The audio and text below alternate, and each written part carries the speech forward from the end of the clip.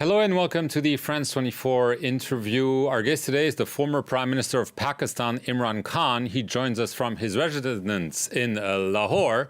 He is on bail since May 13. He had been arrested a few days earlier while appearing in a court in a corruption case, prompting a wave of violent protests and arrests. Mr. Khan, thank you very much for being with us. Could we say that you're essentially under house arrest while other cases are pending? Put it this way, I'm isolated because all my top leadership is arrested. Over 10,000 of my workers have been arrested. Anyone who supports PTI is either arrested or has gone underground. So people are hiding now. So basically, I mean, I'm quite isolated right now.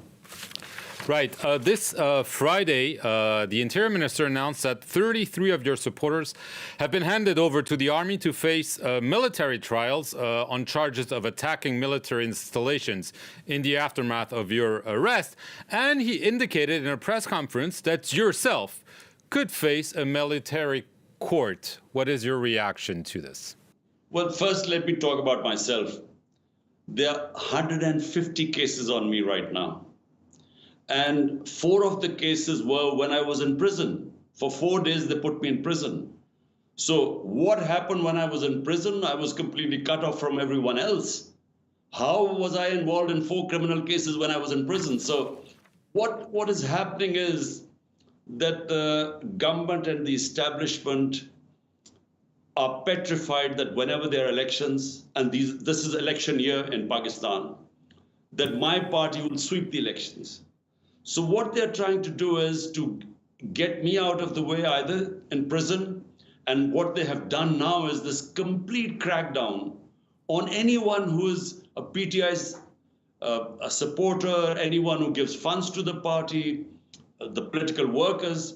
There's a complete unprecedented crackdown. People are in jails right now, including women. Never in our history have women been treated the way they have been. So therefore, the situation right now is that they are desperate to dismantle my party, which is PTI. And one of the tactics now they are using is our military courts, because normal courts find it very difficult to convict anyone on these false charges. So I get bail in every case because the cases are frivolous. But now this new tactic coming in of military courts, which basically means the end of our democracy. As you mentioned, over the past few days, several prominent members of your party have either left their position, quit, including 2 former ministers, Shireen Mazari, Fawad Chaudhry. Is this the beginning of the end of the PTI? I should add that the defense minister said that the government is considering a ban on your party for attacking the state.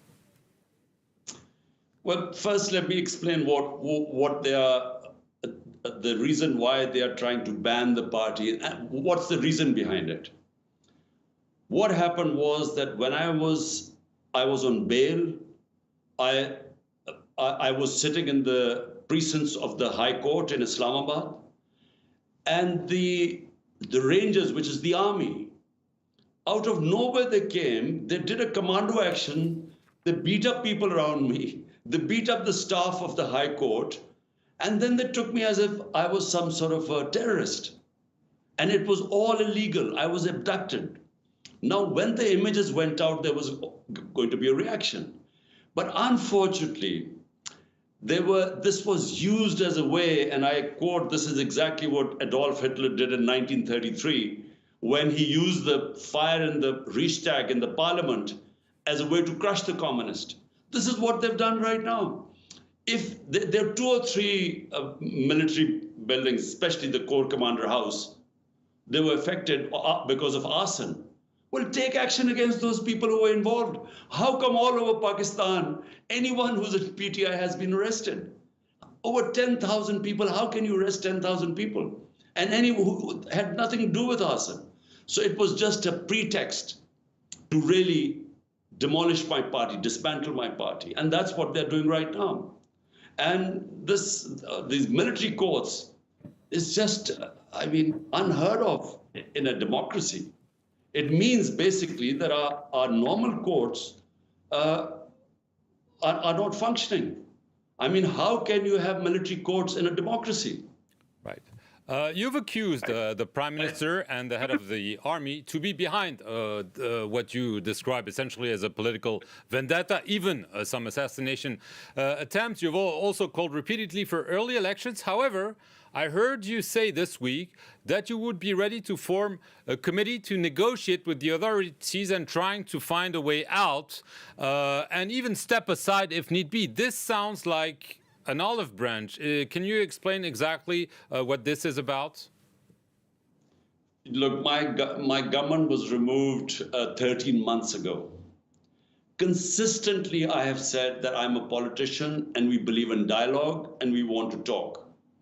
Problem is that the ones who removed me got scared that I had so much public support, and the by-elections that took place subsequently, out of 37 by-elections, my party swept 30 of them. So they got scared that the ones who removed me, they thought if there would be elections, I would be back. And therefore, even when the Supreme Court announced, according to the Constitution's elections of the province of Punjab, where I'm sitting right now, which is 60% of Pakistan, the government refused to hold elections. So they're running away from elections. And meanwhile, what they're trying to do is to crush the party through these means, these fascist tactics. I mean, this unparalleled victimization that is going on right now, we've never seen this in our country. And actually, the worst is it's dismantling our democratic system because they're not listening to the courts of Pakistan. The courts give a judge, give someone bail. He's immediately picked up by the police and another case is slapped on him. There's custodial torture my people are facing. They're living in inhuman conditions. It's very hot right now. People are crammed in small cells. And therefore, then the magic word is that, look, we'll release you. All your cases will be finished. All you have to do is say you renounce that you're no longer part of PTI. So that's what's happening. But Mark, political parties only weaken when their vote banks go down. What is happening is that there's more sympathy for my party than ever in our history. So the vote bank is increasing. It doesn't matter if people come and go, because all that matters is that in a parliamentary democracy, people will win on the ticket of PTI. And that's what will happen. Right, but are you forming a committee to try to negotiate with the authorities despite all the accusations, yes or no? Oh, yes. I mean, but this is not the first time. There was a committee before too. So again, I'm announcing a committee today. The whole point is that our country is going down. Our economy is in a mess. We have the worst inflation in our history. Our growth rate has gone into minus from 6.1%. So exports, everything is going down. The entire revenue collected by our government goes into servicing our debt. So we running our country on debts, on further loans. Therefore, my point is that right now, just to keep me out, the whole system is crashing. I mean, they're not holding elections. The courts, they don't listen to. The Constitution of Pakistan is discarded. So I'm saying that, look, why not hold talks and make me understand? If you think that I'm such a big threat to this country, well, on the negotiating table, make me understand. And if you don't want to hold the elections now in October, how does Pakistan benefit from that? Because our economy is sinking. Because there is no political stability, there will not be any economic stability. So all I'm saying is that let's sit down and talk rather than this victimization which is going on and the merciless persecution of my workers and all my senior leadership is in jail. They can only come out on one reason: if they renounce, if they leave my party. Right. Just an important point. You mentioned elections. You've called for early election. They're slated for October. From what you just say, I'm understanding that you could accept holding the elections on schedule, that is in October, and not necessarily continue to call for early elections. Is that correct, Imran Khan? Well, Mark, let me make you understand.